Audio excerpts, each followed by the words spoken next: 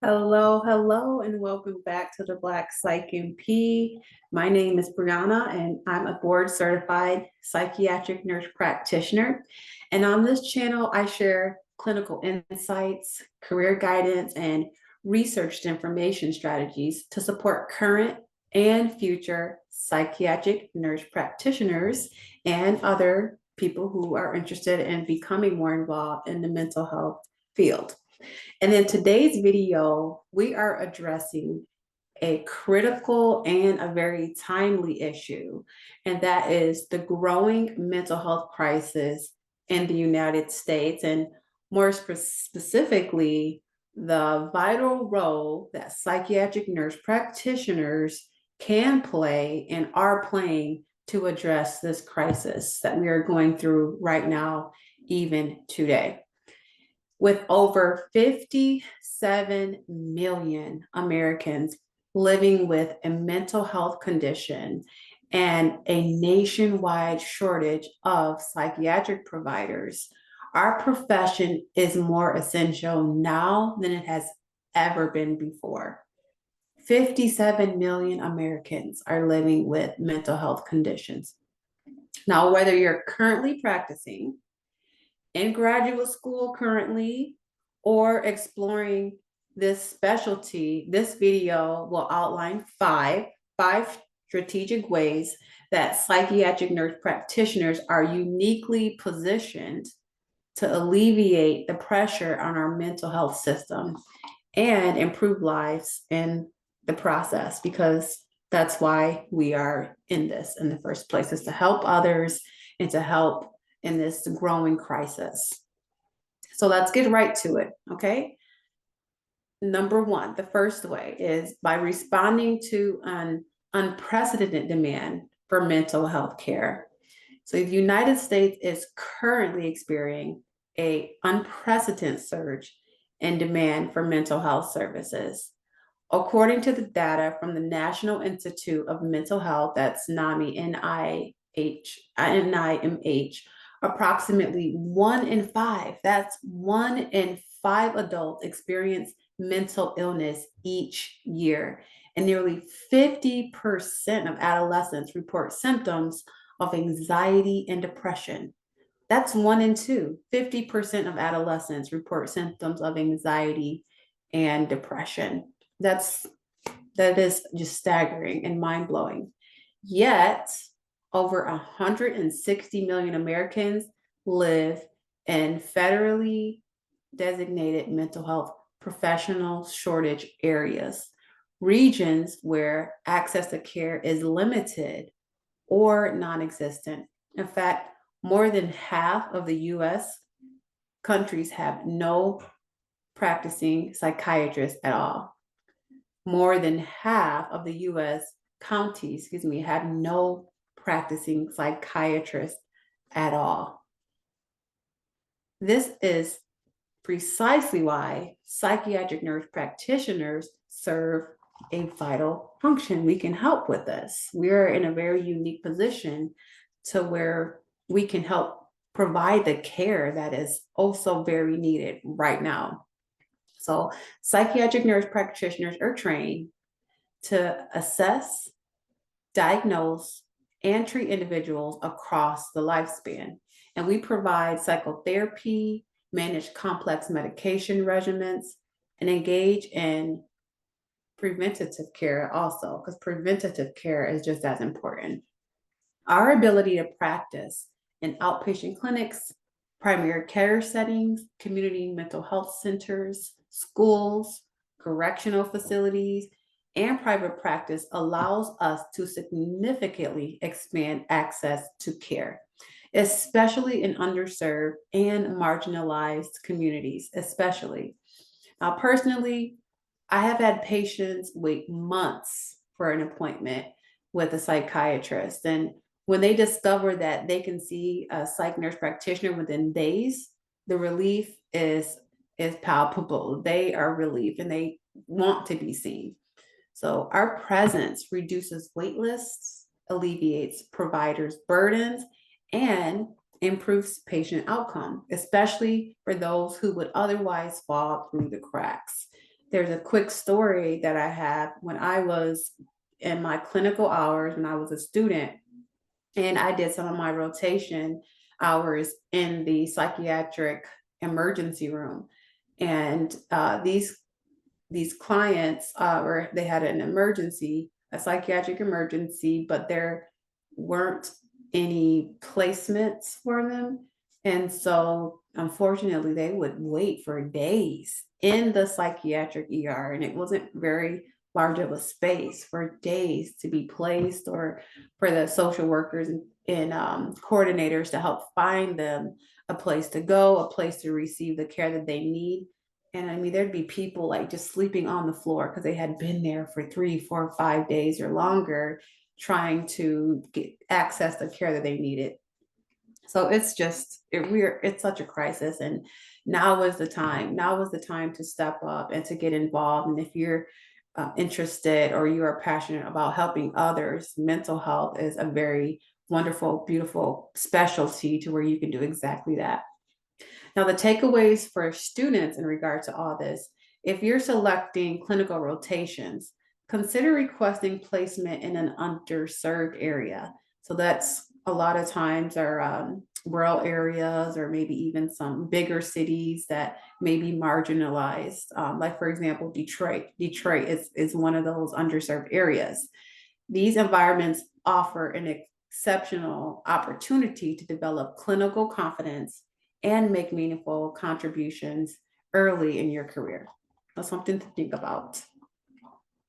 Point number 2, preventing suicide and mental health crisis through early intervention.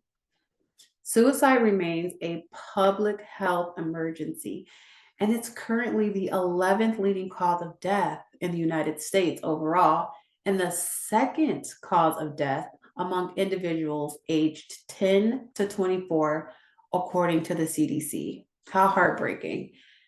As psychiatric nurse practitioners, we are often one of the first clinical professions a patient may see during a mental health crisis. And our ability to assess risk using evidence-based tools, such as the Colombian Suicide Severity Rating Scale, that's the C-SSRC, allows us to intervene promptly and effectively. I'm a huge advocate of using tools in our practice because it helps improve patient outcome. And so I recommend most definitely using tools like the Colombian Suicide Severity Rating Scale, as well as the PHQ-9 and the GAT-7. I use these tools in my practice regularly. We don't just screen for risk, we manage it. We implement safety plans, we initiate pharmacological interventions and non-pharmacological interventions, and then we coordinate with interdisciplinary teams and follow up closely to monitor the progress as needed. And in my clinical experience, I've actually encountered patients who live with whose lives were saved simply because I was able to promptly and to provide timely access to treatment. One patient, I can't give specific any details, but I have seen this in my practice before. We do save lives, and what we do is very vital, and we need more people in the field. So for new graduates, remember, early identification is key. So trust your clinical training. You're going to be learning about a lot of this in your training. So your presence, your clinical judgment, and your capacity for empathy can and will save lives. Point number 3, expanding care through telehealth and digital health platforms. So the expansion of telepsychiatry has revolutionized the delivery of mental health service. In the wake of the COVID-19 pandemic, regulatory barriers have relaxed and usage surged. According to the data from the Fair Health, telehealth utilization for mental health services increased by over 6,000% between 2019 and 2021, and the trend continues to hold strong. Telepsychiatry allows psychiatric nurse practitioners to reach individual in rural or remote areas where there aren't a lot of providers in those areas. patients without access to reliable transportation. That's something that comes up quite often in my practice. People who are in poverty oftentimes struggle with reliable transportation. Busy professionals who benefit from flexible scheduling. That's something that comes up quite often. And parents, caregivers, and students with limited availability. So this model improves continuity of care, reduces appointment no-shows, and improves adherence to treatment plans. In my own practice, I've witnessed how telehealth provides a sense of safety and control for patients, especially those experiencing social anxiety, agoraphobia, trauma-related conditions. Moreover, from Psychiatric's perspective, telepsychiatry offers flexibility with scheduling, increased reach for your clients, and reduced burnout, and then allowing for better work-life balance without compromising quality of care. Absolutely. So being able to incorporate telehealth into your practice most definitely helps the provider as well to help balance out the demands and then the needs of their clients. Now, insight for students. This is a special tidbit. Telehealth is not simply an alternative to an in-person appointment. It is a skill set, and I strongly recommend gaining exposure to virtual clinical platforms during your clinical rotation. So if you are in the middle of getting your rotations or you're planning to get your clinical hours, see if you can get some of those hours in the telehealth setting, because it'll help better prepare you for when you are seeing your clients telehealth. So learn how to build rapport through the screen, learn how to, operate the system and how to do things in a HIPAA compliant way. That's all really good things to know and to learn before you start seeing clients on the telehealth platforms. Number 4, integrating psychiatric care into primary care and geriatric settings. So integrated care is the future of healthcare, and psychiatric nurse practitioners are central to that evolution. First of all, mental health and physical health are deeply intertwined. There's no separating them. One hand holds another. And according to the World Health Organization, individuals with serious mental health illness die 10 to 20 years earlier than general population. Let me repeat that because that really needs to sink in. That was something that really touched me as I was becoming more and more knowledgeable and learning more about mental health and how it affects us, okay? According to the World Health Organization, individuals with serious mental health illness die 10 to 20 years earlier than the general population, often due to preventable physical conditions. This can be prevented. And 10 to 20 years, that is a long time. That's a lot of time and a lot of years that have been taken away from these people's lives. They could have done things and touched more lives and build businesses. There's so many other things that we can do in 10 to 20 years, but they're dying earlier than the general population because of preventable physical conditions. So when psychiatric nurse practitioners can work collaboratively with primary care providers, we can screen for depression, anxiety, trauma, and substance use, provide brief therapeutic interventions on site, prevent unnecessary emergency visits, and improve medication adherence and chronic disease management. So being able to intertwine what we do naturally and normally into even the primary care visits is going to do so much for our patients and in our population, and then to help prevent some of these preventable mortalities 10 to 20 years before that the general population is so important. So in geriatric settings, our role is equally critical. Older adults often present with depression, cognitive decline, or medication side effects that can mimic psychiatric disorders. And we are trained to recognize these nuances, these differences between mood disorders and neurocognitive conditions, and create personalized, age-appropriate treatment plans. That's something that's so important because you'll learn, and I'm sure people or the people who are already nurse practitioners have learned, but if you're a student, you'll learn that there is a different way of treating older adults versus a middle-aged adult versus like a adolescent or pediatric client. So the clinical takeaways: if you're seeking long-term job security and a niche specialization, consider integrating care or geri psych. These are under-resourced areas with a high demand, and you'll have the opportunity to build enduring therapeutic relationships. But that's for all of the subspecialties as well.